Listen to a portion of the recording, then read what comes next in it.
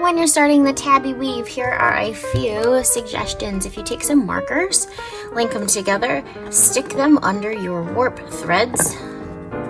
This will raise them up, make it a little bit easier to weave your needle in and out. You should have an arm's length of yarn. I measured just a little bit shorter to make the video go a smidge faster.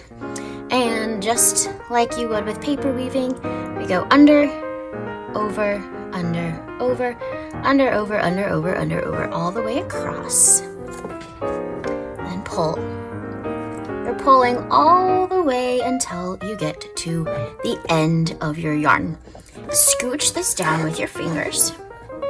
Leave just a little bit sticking out. Eventually we will tie that to something else.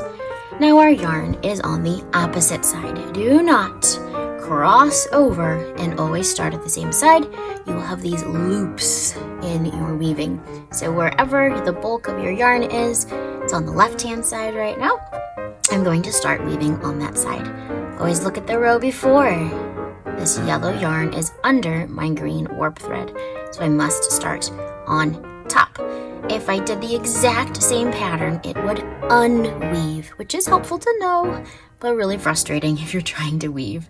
So go opposite. Pay attention. You don't want to skip any of your warp threads, those green guys. Pull, pull, pull, pull, pull. Don't pull so much that these two are becoming buddies. They should be separated. Leave the tiniest bit of a loop at the end. This will help your weaving stay straight.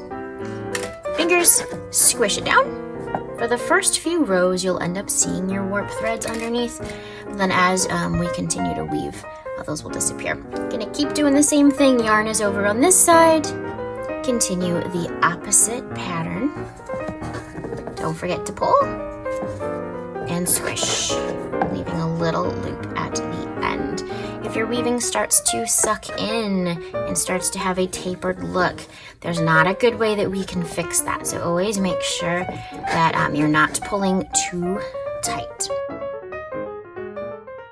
Continue weaving your yarn until you can't make it across anymore. When you reach the end, either cut or untie the yarn that's attached to your needle.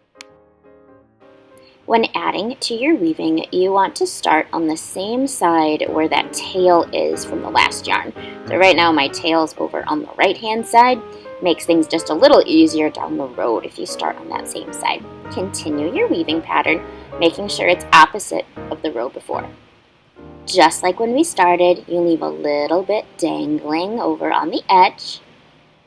You don't need to worry about tying things together at this point. If it super duper bugs you, you can tie those two ends together once, tie it twice, but do not cut off that knot. Your weaving can come unraveled if you end up cutting, so be very careful if you do choose to snip. Again, you can just leave it for now, and we'll tackle it when we take our weavings off of the loom.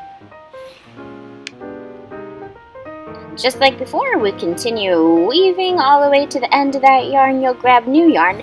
Something to think about is if you use the same color a second time, your stripe will be thicker. So in this case, the blue yarn is a little thicker because I chose blue twice in a row. That adds a little bit of interest and variety if you're not choosing the same amount of yarn each time. Mix it up.